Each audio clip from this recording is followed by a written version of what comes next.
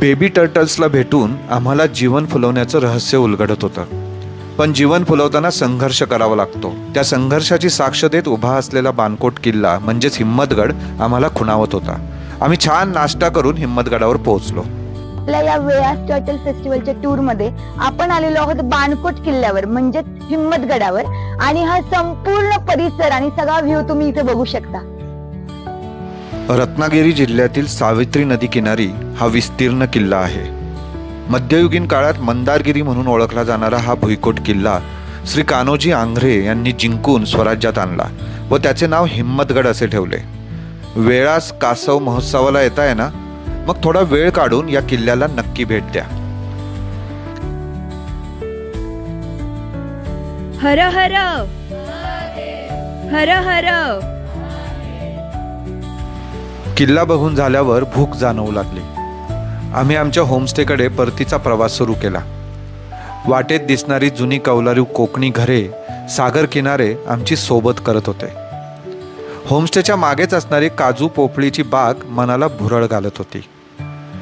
छानसं जेवण करून थोडा वेळ आम्ही सर्वांनी आराम केला. मग संध्याकाळी या छोट्याशा गावात आम्ही फेरफटका मारला.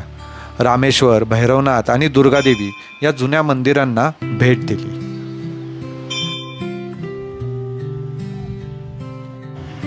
आणि आत्ताच पुन्हा एकदा टर्टल फेस्टिवलचं सेकंड सेशन आम्ही संध्याकाळी 6 वाजता इथे अटेंड केलं. कासव महोत्सवाची एक खास गोष्ट म्हणजे इथे हॅचरीमधून कासवाची पिल्ले समुद्रात सोडण्याची शिस्त. गावातील नेमून दिलेले प्रशिक्षित स्वयंसेवक अतिशय काळजीपूर्वक आणि जबाबदारीने हे काम पार पाडतात. टोपल्या उघडून कासवांची पिल्ले शोधेपर्यंत सर्वांना माहिती सांगून सुरक्षित अंतरावर पिल्लांपासून लांब उभं राहायला सांगतात आणि पिल्ले समुद्रात गेल्याची संपूर्ण खात्री झाल्यानंतरच तिथून माघारी निघतात. सागर किनाऱ्यावरचा सूर्यास्त आणि वाळूत खेळत जगलेलं बालपण आपल्या मनातील एका कोपऱ्यात कायमचं घर करतं.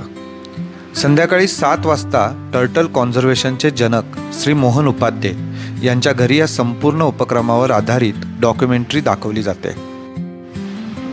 अनेक नामवंत विद्यापीठातून या कासवांवर PhD करण्यासाठी अनेक विद्यार्थी येथे येत असतात. स्वतः मोहनदादा डॉक्युमेंटरी बघून झाल्यावर आपल्या सर्व शंकांचे निरसन करतात.